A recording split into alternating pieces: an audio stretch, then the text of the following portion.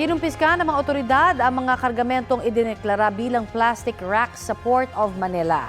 Nang suriin kasi, nadiskubring iba't ibang produkto ang laman ng 25 shipping containers galing sa China.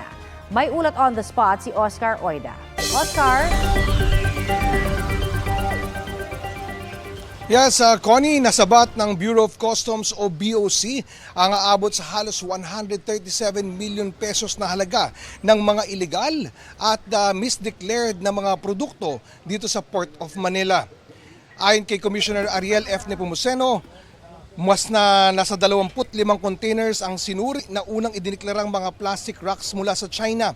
Subalit matapos ang inspeksyon, nadiskubre ang iba't ibang mga kalakal, kabilang ang bigas at asukal na umaabot sa halagang 18 milyong piso at mga peking produkto na lumalabag sa intellectual property rights na umaabot naman sa halagang 59 milyong piso.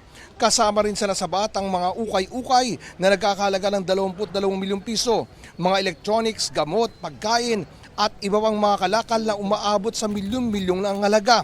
Ilan din sa mga nakuha ay mga kosmetiko na walang label at hindi rehistrado na posibleng magdulot ng panganib sa kalusugan ng publiko. Sa ngayon, nagsasagawa na ng karagdagang imbestigasyon ang ahensya para mapanagot ang mga nasa likod nito. Connie? Maraming salamat, Oscar Oida.